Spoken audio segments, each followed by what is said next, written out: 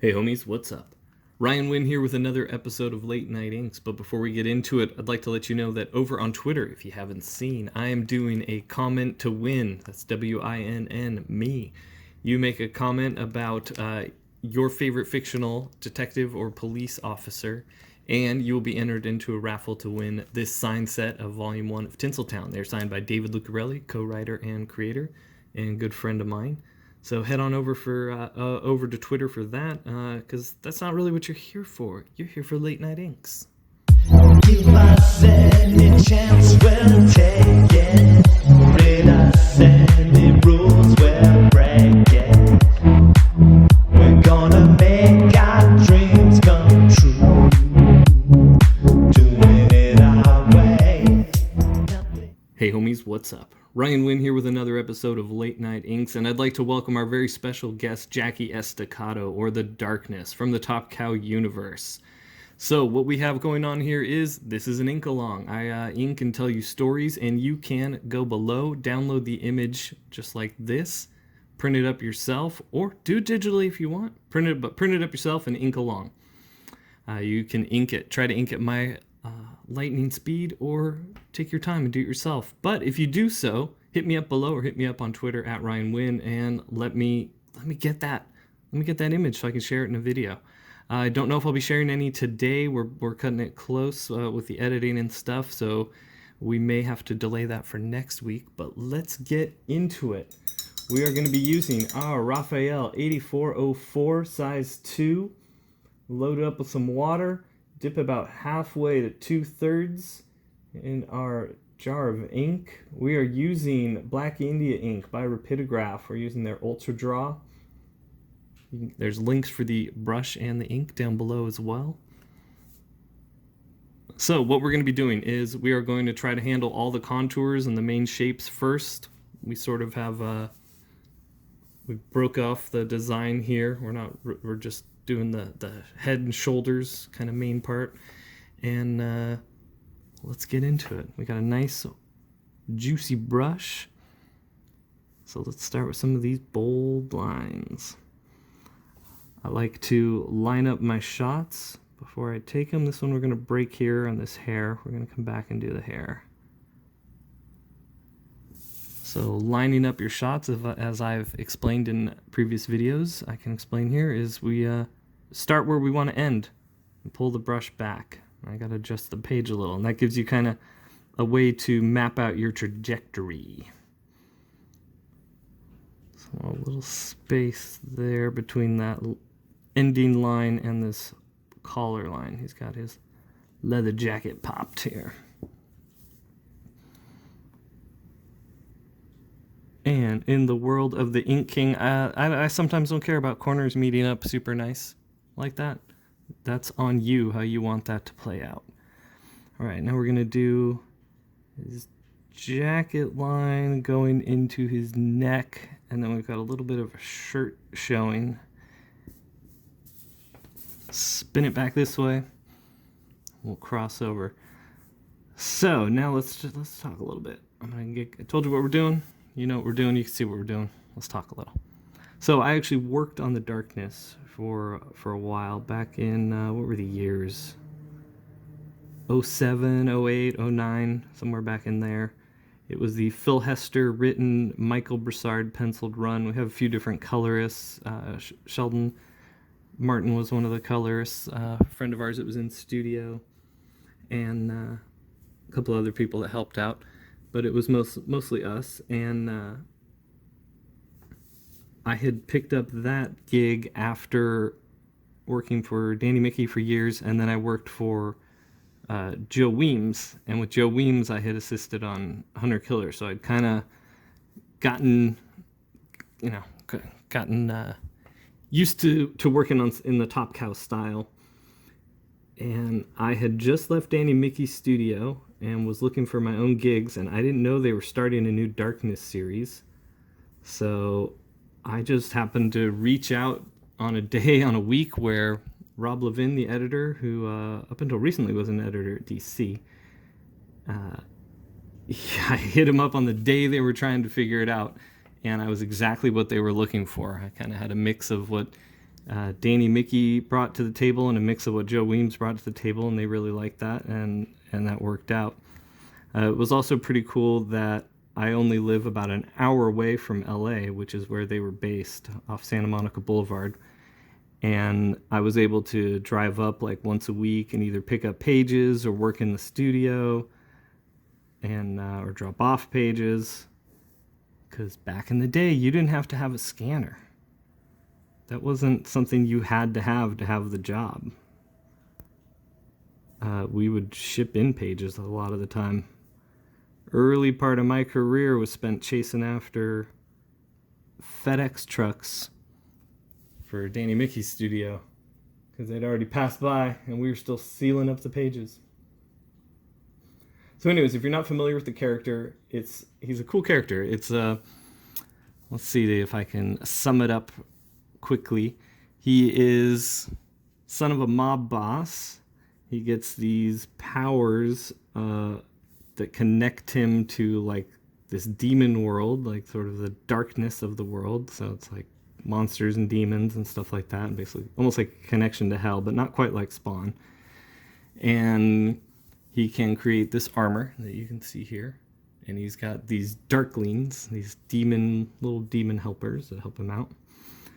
And like I said, he's a son of a mobster, so then he sort of keeps that gangster lifestyle going, and he's sort of got this like rock and roll gangster quality to him. Like he's a little bit Danzig, a little bit Andrew W.K., even though he's kind of before that, I think. All right, we're going to spin. Always make sure you're not plopping your hand down in a wet spot of ink, too. I'm looking over all the spots I hit. They look pretty dry. Okay, we're going for big, bold lines here, too. You can break up these lines if you want. You don't have to do them this bold. So working at Top Cow was pretty cool. Everyone there had to be on their A game. I learned a lot there. I insulted the creator David Wohl by accident once, so I learned how to not try to make jokes that don't come across well.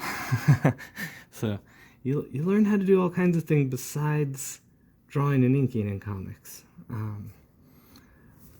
One of the funniest things that happened was my first night there at the studio, or going to the studio, sort of went after hours. I'm supposed to meet the penciler, and you go to the main, it's a regular office building, you have to click in, and somebody, I think it was a girl that was doing the accounting at the time, buzzed me up. And then as I was walking down the hallway, I could hear all this yelling, and it was, oh, you've done it this time. You have no idea what you've started. I'm gonna kick your A. I'm gonna destroy you. I'm gonna, you have no idea what's coming. And at this loud, booming voice, and as I got closer, I realized it was Mark Silvestri, and I was like, oh man, is this what this place is like? I've heard there's some yellers, but I'd met Mark at conventions and talked to him because, like I said, I'd worked with Joe, and I was inking Mark's backgrounds and stuff. So I'd met him at conventions, and we talked, and I was like, oh my gosh, he seems so nice. I'd actually even met him when I was a kid. I have some old X-Men, newsprint X-Men's that I got signed in ballpoint pen by Mark Silvestri when I was a kid. Didn't know that I'd be working with him someday. That was pretty cool. Anyways, brag. So I get to the office, and I can see the doors ajar, so you can let yourself in. And as I open the door, I see they're playing video games. And I forget what they were playing that night. It might have been a Halo or something like that, one of the early Halos. And I was like, oh, okay, cool. They were just talking trash, playing video games, and his threats were all video game related. And that sort of ended up being the environment. It was super fun. It was a bunch of us hanging out at night, ordering pizza, getting McDonald's, and making comic books. And Mark would come by like once a week and hang out in what was called the Pit. If you saw the video I posted from when G4 came to visit, over on Twitter I posted a video. Excuse me. The Pit was the room in the office where all the artist desks were. and we would all hang out there at night. And yeah, you'd start off a lot of goofing around, everyone playing video games and listening to music and looking at reference art. And then a few hours into it, everyone starts getting quiet and starts getting to work. And then all you hear is the shuffling of paper, the clink of my brush in the water and stuff like that. And all the trash talking would subside for a while. And then after a few hours of that, we'd have to take a break and it would all start back up again. But yeah, I'd usually drive up there and work all night and come back like right before dawn. So I'd work from like 11 p.m. to 5 a.m. there. That was kind of the hours we were keeping. All right, back on task here. We're almost done with our contours. He's got this armor piece here. Even though I do bold lines, I still like to go a little bit light on the top and heavier on the undersides of things so you can give them that dimension. And there we go. All right, whoops, there we go. In frame. All right, so that's wet for a second. You know what we can do is we can break out our trusty ruler and our marker, because I do want a straight dividing line here. I'd already traced it or penciled it in pretty straight, so we should have done this early on. And that's what we do around here. When the Ink King makes a mistake, he admits to that mistake, and we learn from that mistake, all of us together. All right, what I used there was the trusty Zebra Sensations pen. There's a link for that down below as well. I also use that in many of my demos, but tonight and recently I've been really enjoying my brush, which I've named Stinger. So we're going to go in and do the face now. I'm going to outline the eyebrows first, make sure we're squared up. I'd like to take this moment too to thank you guys that are watching, especially those of you that join live in the chat. Those of you that don't know, while I don't do these live, when they premiere, I like to be live in the chat. And we can talk and you can ask me questions about anything. It doesn't have to be related to inking, doesn't have to be related to the character on hand. You can ask me about music or video game. No, you can't ask me about video games. I don't know that stuff. You can try asking me about video games. I have a kind of weird knowledge about video games as someone who doesn't really play them. But you can ask me about music. I play in a band. You can ask me all kinds of questions. I like to do that so that during the video I don't have to be stopping the inking to read the awesome messages you guys leave. All right, Jackie's pretty young, so I do put some wrinkles around the eyes, but they're not like age wrinkles. These are just indicating like where his eyelids are and stuff like that, because he's sort of perpetually 21. So that's one of the cool things about him. He's definitely one of those fantasy characters, as in he's super good looking, he dresses sharp, he's like everything you want to be, and he's evil. He's got a little bit of tragedy to his story, just like most superheroes, even though he's not really superheroes, he's more of what's called an anti-hero. All right, don't be afraid to cross over if your energy takes you over that line. It doesn't really matter that much. All right, avoiding the wet line there. We're gonna do this rendering on his Adam's apple here. We're gonna do thin. We're gonna get a little heavier as we go in, and then do a little, about 30 degrees. I'm gonna create this little hatch that helps blend that into the black that we will create when we do that jaw shadow. That's a cast shadow of his jaw there. This is sort of the same thing, but on the side with his armor, so it's a little more chiseled, a little heavier on the black. So all of this will be solid black. I think I'm even going to go solid black on his hair, where usually I do some sort of rendering in the hair and fun lines. I think I really want to make this piece have a lot of solid black. Alright, so we're going to outline the shadow on this shoulder muscle here, which I'm forgetting the name of.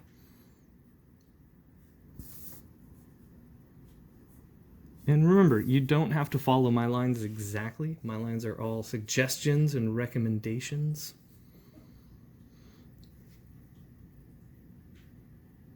You can try to trace over them perfectly if you want. I find that makes it a little more stressful. But we all have our own ways that we ink and approach stuff. Okay, let's do this armor. So there are a few different runs to the Darkness series. The original is pretty cool. He was created by David Wohl, writer, Garth Ennis, writer, and artist-writer Mark Silvestri. And he's had a few different series.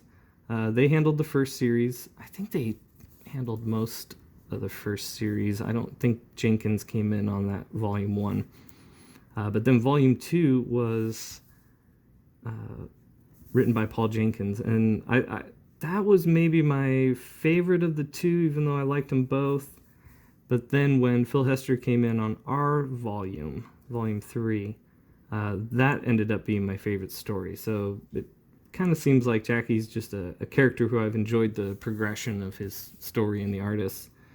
Volume 1 wasn't just Mark Silvestri on the art either. You had Benitez and Finch did some stuff. Lots of great inkers, the Bossel Duo boys, penciling and inking.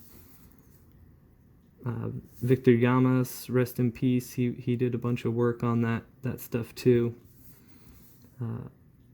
And that was one of the cool things about working at Top Cows. You felt like you had these big shoes to fill. You know, these guys had come through there.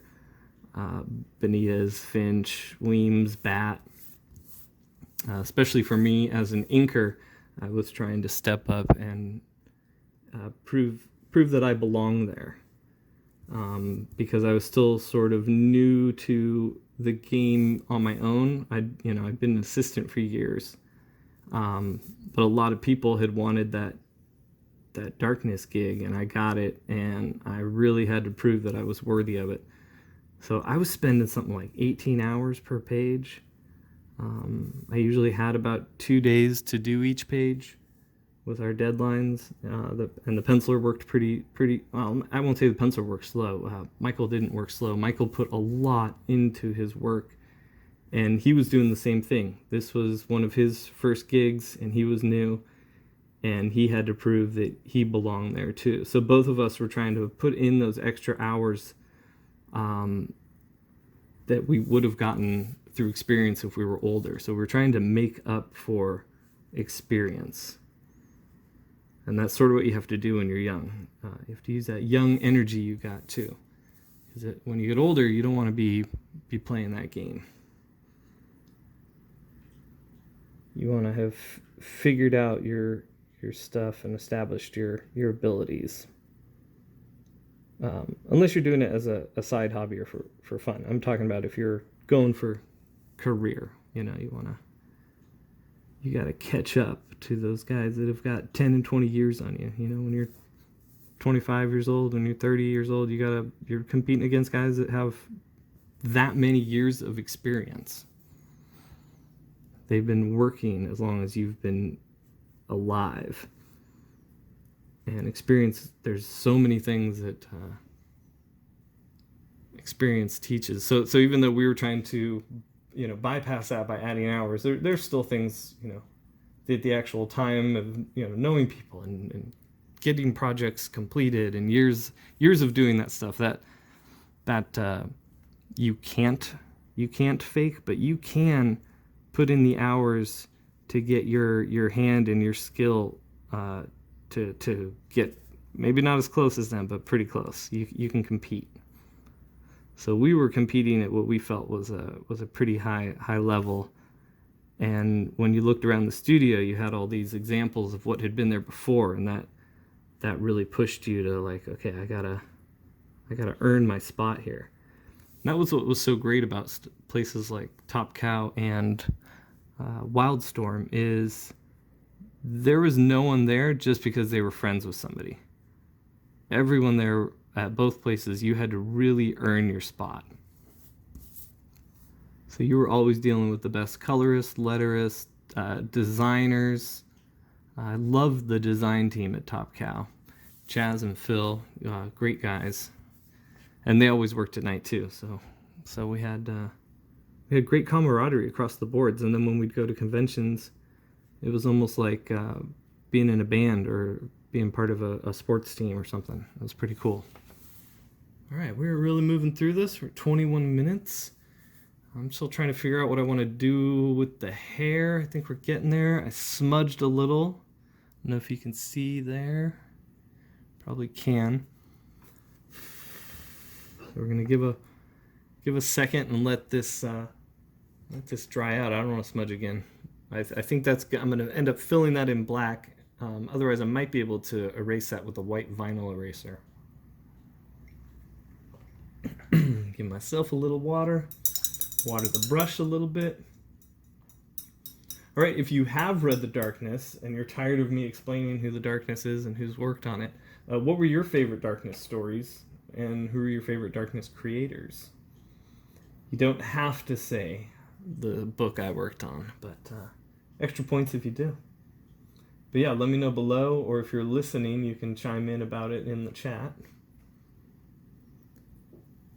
All right, so I think what we're gonna do is, like I said earlier, we're gonna keep the hair as solid black as possible. And the brush is nice and full of ink. So wherever there's a line, I am going to sort of float a black shape in the middle. I think that's how I'm, you know what? No. We're going to put the white lines on top. So these little bits will just be solid black at the end. And we'll break up these lines. Like this section here will be filled in like this. Now, when you're filling in black areas, I recommend, if you are using your good brush like I am right now, just brushing in one direction. Alright, so we're going to create a little outline in between each section so we get these pieces of hair.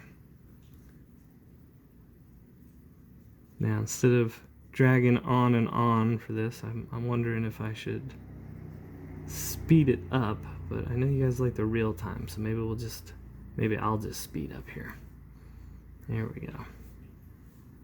So this will be easier for those of you that are doing the ink along, because you will be inking over the blue line version of my final inks. So I've already figured this stuff out. Sometimes I'll post the pencils as well, but sometimes I can't figure it out until I'm actually inking. And I don't want you guys have to have that same struggle that I'm having, so I'm gonna be creating some shapes here that might not have even been in the pencils that I've laid out. So I've done that brain work so that you don't have to.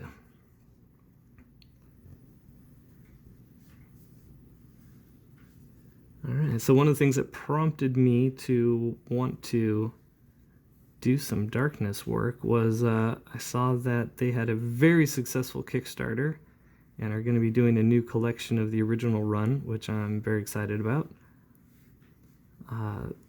Those of you that want to become better inkers, whether you're inking other people's work or your own, I do recommend looking at some of that early darkness stuff for the inks of people like Joe Weems and Bat.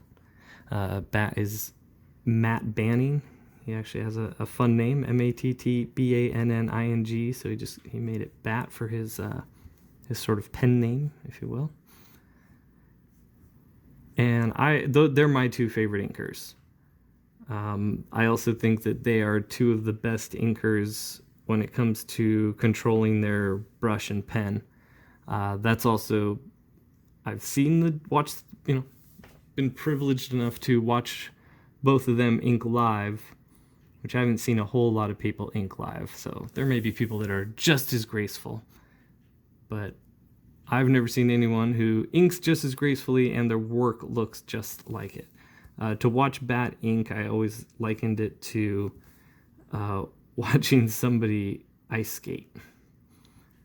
He was so graceful, and it was so smooth, and everything was so deliberate and full of confidence. It was really awesome. If I remember right, I think he was inking a Jim Lee piece.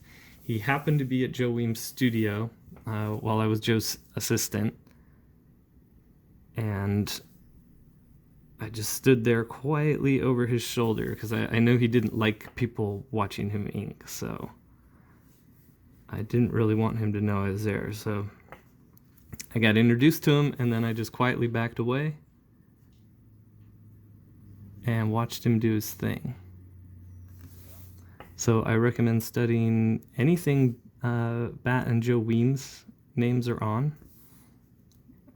Especially if you're unfamiliar, you're going to be really impressed.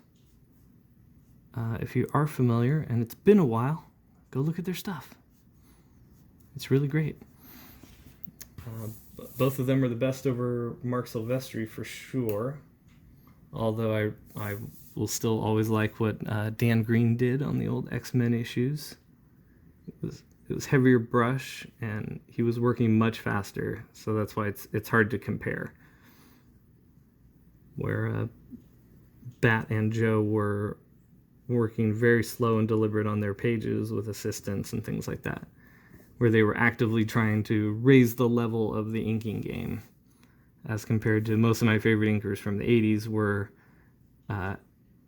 number one, just trying to make it look cool, was number two. Number one was get it done on time and make your editors happy. Which that used to be the only stuff you worried about. You didn't worry about people smearing you or lying about you online or anything like that. It was just like, all right, deadlines and paychecks, man. That's all it was back in the day. All right, I do think we're going to jump ahead. I'm going to fill in these blacks on my own, and then we'll jump back and we'll look at the final product. How about that? All right, be right back. Sun Wukong, the Monkey King. He likes to fight and he likes to sing. Alright, so I filled in the other half of that hair, and I started filling this section in, but I didn't like working and not showing it. This is an ink along. I should have shown the whole thing, you know? So I apologize for that. I don't think I'm going to do that anymore. I was trying to keep the video under 30 minutes, and I thought, you know what? Hey, we'll cut out a section where I just fill in black on the hair, and that'll be fine. But it only took a few minutes, and I should have kept it in, because there's always little things that I realize when I'm doing them that I'm like, oh, hey, that's a little lesson. So anyways, moving forward, here we are doing his little chest piece. Let's really bold that up. And then let's add this. And that sort of implies that it folds in on itself. And then we'll just do a couple little rendering lines here, make it feel a little detailed. Okay, I'm going to wash off my brush. I'm blowing the board a little, and we're going to go in and do these final bleeds and the final rendering on the hair and the face. And then we'll do that drop, or that cast shadow under the chin. All right, dry off the brush a little. I got a little paper towel here that I sometimes dry off the brush on. And I also have a scrap board by the jar that I'll dip in, flick the brush on the inside of the jar, and then I'll wipe it on a little board and make sure I got a nice point. Okay, so I just touched there, so that's a little bit wet. But we're going to go up here, and we're going to do these. Let's get in frame here, centered. We're going to do these bleeds that sort of break up the transition from black to white on his hair.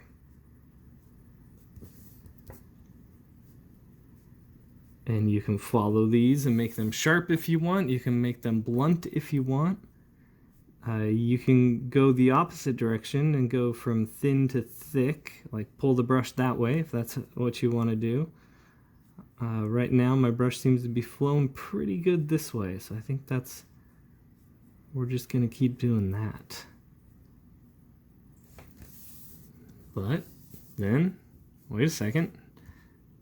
I feel like I want to do some of these now. So now we're going to go thin to thick on here. I've changed my mind.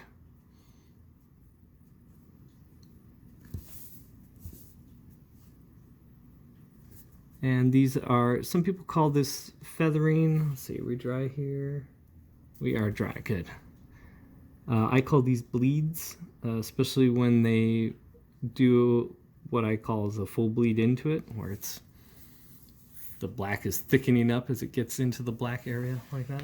There we go. See, it adds a little dimension. That's everything we're doing right now is adding dimension, because we're working in a two-dimensional space, but I want you to think this is a three-dimensional character or figure. So again, take your time filling in the black areas. I tend to move a lot quicker. I've done this a bazillion times. All right, so then we're gonna go heavy here, little blunts, and then we're gonna slowly turn into longer, wispier, like that. There we go. And we're gonna do a few heavy ones here. We're gonna sort of repeat what we did on the other cheek, which is thin, and then get blunter and heavier as we go into the black. A few little render lines here just sort of give, again, shape and dimension to his mask there. Ooh, we are almost done. Look at that. Making good time, making fun art. So we're gonna spin this guy around. We're gonna hit that up with that wrist move like that. You can lock in place, fill in that little guy. And I'm just keeping my elbow and my wrist sort of in the same position and just spinning the board. And that way your hand just sort of works as like a little printing machine. You should be filling this in with a heavier, with a bigger brush. But I don't want to take the time right now. I'm trying to save time for you guys. There we go. I just loaded up this small brush with a lot of ink. Oof, that is a lot of ink. We're going to dump some of it off on the hair here. Remember to brush in one direction because you don't want to twist up the hairs on your brush. Okay, we've got this bit of rendering that takes his neck into his shoulder, and then I think we're done. I think we're done, gang. There we go. Half Jackie Estacado, half darkness. Whoop, slid down the board. Be careful when that happens, is that you don't ever grab it where the ink is. I've had that happen where I'm just working on something and it slides under and boom, instant ink smudge. All right, let's sign this bad boy right here. You go ahead and sign it right below. Let me know if you've inked it. You can in the comments below or over on Twitter at Ryan Wynn, and I'll showcase you in the next video. So thank you, gang, for hanging out. Thank you for watching. Thank you for participating. Head over to storeenvy.ryanwynn.com and you can check out Gods and Gears and stuff like that. Or go to alternaaccess.com and you can check it out there. I'm almost out of issue 1s. I think Peter is too. He got a restock. Thank you, Vaughn and gang and other people, if you're watching. Thank you for ordering this week. Hopefully everything's gotten to you. I'm selling issues. I mean, every couple days I'm selling issues. So until next time, take care of yourselves. Take care of yourselves. Take care of yourselves, take care of each other, and take it easy. And if you haven't already, head over to alternaaccess.com and check out the book I wrote, Gods and Gears, with art by Dean Kotz and letters by Wes Loker. Issue 4 is out soon. Stupid cat.